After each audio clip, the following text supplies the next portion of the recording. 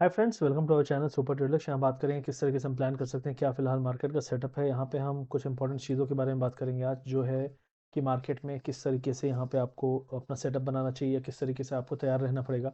बहुत बड़ा एक उठापटक चल रहा है ऑयल में, जिसके कारण मार्केट में भी शांति नहीं आ रही, क्योंकि ऑयल प्राइसेस जब तक डाउन नहीं जाएंगे और सस्टेनेबली डाउन में नहीं रहेंगे तब तक मार्केट्स कंफर्टेबल नहीं रहेंगे, क्योंकि इन्फ्लेशन एक बहुत बड़ा प्रॉब्लम है। और कल पावेल जो था, मतलब जो फेड की मीटिंग थी, उसमें पावेल ने यही कहा कि जो वॉर के कारण है, अनसर्टेनिटी जो बढ़ी है, उसके कारण हम और डिसीजन नहीं ले सकते। तो एक तरह से ये तो क्लियर दिख रहा है कि पावेल ट्रम्प के अगेंस्ट जाना चाह रहा है। लेकिन ट्रम्प भी क्या अपने जो मन का है वो करना चाह रहा है? मतलब जो करता है, करना चाहता है, वो कर रहा है। और जो उसको करना चाहिए वो कर रहा है, क्योंकि मिड टर्म इलेक्शन से सबको उम्मीद थी कि मार्केट यहाँ से उठेंगे। और मार्केट में पिछले 1.5 साल से टैरिफ के नाम पे सिर्फ एक ही चीज़ है, तबाही। और उसके बाद अभी भी फिर वॉर के नाम पे तबाही। तो कुल मिला के ट्रंप ने पूरे ग्लोबल इकोनॉमी को, अगर कोई याद करेगा तो कोविड के बाद एक ट्रंप का पागलपन का दौर ही कहलाएगा, जहाँ पे पूरी दुनिया को इसने ऐसी तैसी कर दी। तो अभी फिलहाल क्या करना चाहिए? यूएस मार्केट की अगर बात करें तो यूएस फ्यूचर थोड़ी डाउन है। आज मैं चार्ट वाला वीडियो नहीं बना रहा हूँ, शॉर्ट में रखूंगा ये। तो ओवरऑल यूएस फ्यूचर डाउन है। अगर आप देखें तो कमोडिटीज़ में जो सबसे इंपॉर्टेंट चीज़ है, आपका ऑयल प्राइस काफ़ी हाई चल रहा है। अभी ऊपर से गिरा है थोड़ा सा, लेकिन अभी भी जो ब्रेंट ऑयल है वो थोड़ा सा ज़्यादा उठा हुआ था। तो अभी वहाँ से एक करेक्शन आया है, 118 पहुँच गया था, 112 पे है। और क्रूड ऑयल जो है, यूएस ऑयल है, वो 97 पे है। तो इनके बीच का जो डिफरेंस है वो करीब $14 का है। ये डिफरेंस मोस्टली कम होता हुआ दिखेगा, जिससे अच्छा, जो अच्छी चीज़ भी है, क्योंकि अगर ग्लोबल ऑयल ब्रेंट ऑयल कम होता है तो वो ज़्यादा अच्छा ग्लोबल के लिए है। और crude oil at the same time जो यूएस का ऑयल है वो हाई पे बना रहे।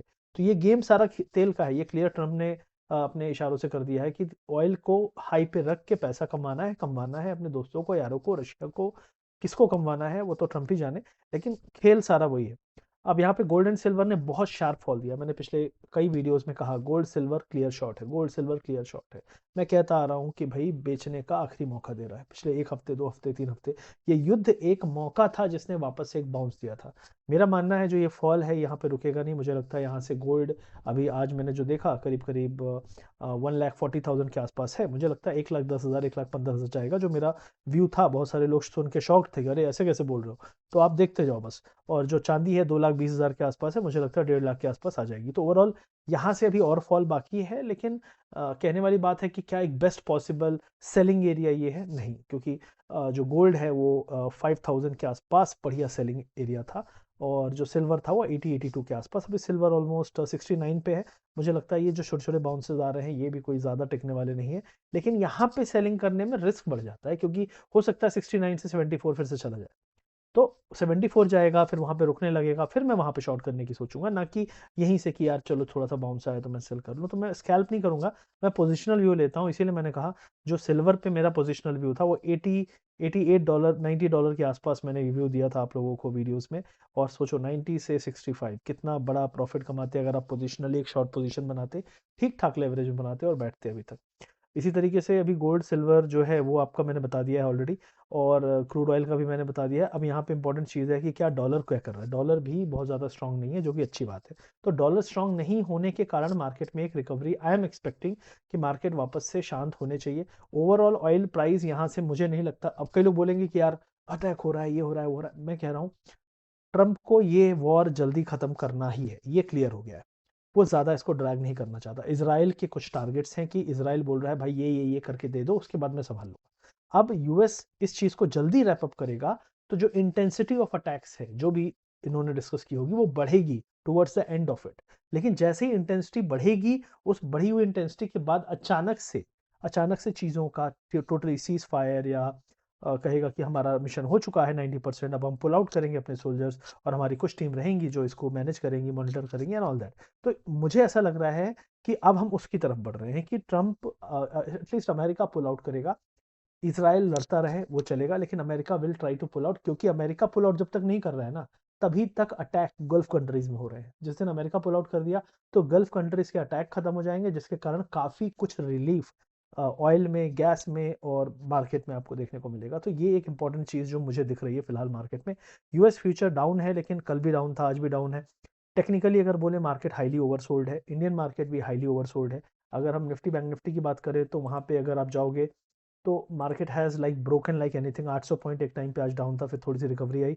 लेकिन मेरा मानना है कि 23,000 एरिया होल्ड अगर किया कल पहले 1-2 घंटे तो we could again see a good upside, और हो सकता है अगर तब तक में ऑयल प्राइसेस वापस से कूल डाउन हुए, क्योंकि आप देखो ग्लोबल लॉबी स्टॉक मार्केट और ऑयल के प्राइसेस को देख के डिसीजन ले रही है, इन दोनों को देख के कमेंट मार रही है, लिख के ले लो, आप देख लो। ऑयल प्राइस नीचे था, अटैक बढ़ा दिया, ऑयल प्राइस ऊपर आया, कूल डाउन करने लगे। तो सब कुछ इनके हाथ में है। गोल्ड एंड सिल्वर का खेल पहले ही हो चुका था, मैंने आपको कहा ये मौका था दोबारा, क्योंकि सेफ हेवन के टर्म पे बहुत सारे लोग खरीदते हैं, तो मौका आपने गवा दिया, वहां पे आप निकले नहीं। अब आप सोच रहे हो बेचेंगे, यहाँ पे ये बेचने का जगह है नहीं, थोड़ी और नीचे आएगा 10-15% तो खरीदने का मौका आ जाएगा। तो जहां करना है वहीं करना है, और डिसीजन लेने के लिए बहुत समय नहीं लगाना है कि मैं सोचता हूँ आज दाल चावल खा लेता हूँ, कल रोटी सब्जी, ब्रेकफास्ट करके चाय पी के फिर सोचूंगा, इतने में तो फिर आपकी चाय जीवन भर की निकल गई। तो समझो इस बात को। और अगर हम क्रिप्टो करेंसी में बात करें तो बिटकॉइन नियर 69,000 है। यहाँ पे थोड़ा सा एक अनएक्सपेक्टेड काइंड ऑफ डिप आया, मुझे उम्मीद थी कि ये बहुत ज़्यादा नहीं टूटेगा, लेकिन 69,000 अगर होल्ड करता है और यहीं से बाउंस आ जाता है, that will again be a good thing. तो मेरा मानना है 69,000 इज ए स्ट्रॉन्ग सपोर्ट, क्योंकि पहले हम 69-70 जाके गिराते थे, तो 69,000 होल्ड करना चाहिए बहुत strongly, that's my view is. और इथेरियम को 2000 का एरिया होल्ड करना चाहिए, सोलाना 87 का एरिया होल्ड करना चाहिए। तो ये तीनों क्रिप्टो करेंसीज में लेवल्स हैं जो होल्ड करना चाहिए मार्केट को, अगर इसको बुल बने रहना है। निफ्टी में जैसे मैंने बोला कि 23,000 के ऊपर ही अगर रहता है, और एक बार हम 23,350-400 के ऊपर निकलते हैं, तो फिर ये गैप फिलिंग के लिए अच्छा खासा रैली भी मार सकता है। कई लोग बोलेंगे क्या एक दिन में 1000 पॉइंट की रैली आ सकती है? एब्सोल्युटली यस, क्योंकि Trump will announce cease fire just before the maximum attack. तो मुझे ऐसा लग रहा है ये जो बहुत हाई इंटेंसिटी अटैक्स हैं, we are very close, very very close to that announcement कि हो गया हमारा काम, हमने कर दिया, हमने अपने टारगेट्स अचीव कर लिए, and we are wrapping up. Because बहुत सारे सोल्जर्स की जान गई है, ट्रंप का जो अप्रूवल रेटिंग है वो रिकॉर्ड लो पे है, मिड टर्म इलेक्शन में जो उसके हारने के चांसेस बहुत हाई हैं, और इम्पीचमेंट के चांसेस भी बहुत हाई हैं। तो इम्पीचमेंट मतलब ट्रंप का सब कुछ उल्टा ही चल रहा है। तो मुझे ऐसा लगता है कि things will be wrapped up very soon. So this is my view about the market. This is what I think about the current जो भी चीज़ें चल रही हैं, and I am seeing very very close we are towards the end of this war, at least from America's perspective. तो oil prices भी अपने एक रिकॉर्ड हाई के आसपास ही हैं, वहाँ से कोई जैसे गोल्ड सिल्वर में मैंने कहा था, ऑयल प्राइस भी एक शॉर्टिंग अपॉर्चुनिटी दे रहे हैं। थोड़ा कम लेवरेज में पोजिशनल व्यू लेके अपनी पोजीशन को 2 दिन 3 दिन में बनाओगे तो अच्छा रहेगा।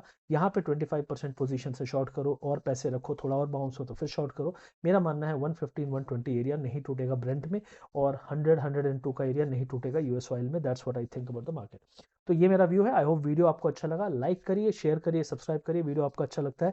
ये हमारा दूसरा चैनल है लक्ष्य ग्लोबल ट्रेड्स, इसमें हम ग्लोबल मार्केट के बारे में, इंडियन मार्केट के बारे में लाइव सेशन ये सारी चीज़ें करते हैं। तो सब्सक्राइब ज़रूर कर लीजिए और लाइक बटन दबा दिए, ताकि हमें पता लगे हमारा एनालिसिस आपको अच्छा लगता है, नहीं अच्छा लगता। नहीं अच्छा लगता तो कोई बात नहीं है, लेकिन अगर अच्छा लगता है तो लाइक बटन से हमें पता चलेगा कि आपको अच्छा लगता है। और कमेंट सेक्शन में बताइए कि और क्या चीज़ें आप चाहते हो, मैं ज़रूर ऐड करने की कोशिश करूँगा। Thank you very much, see you soon, bye bye, and मिलते हैं अगले एनालिसिस वीडियो में। बाकी हमारा जो वीआईपी ग्रुप है उसको आप ज्वाइन कर सकते हैं क्रिप्टो करेंसीज में। आप वहाँ पे मैंने जैसे ये गोल्ड का सेल दिया था 4980 पे, आप देखिए कितना बढ़िया आया।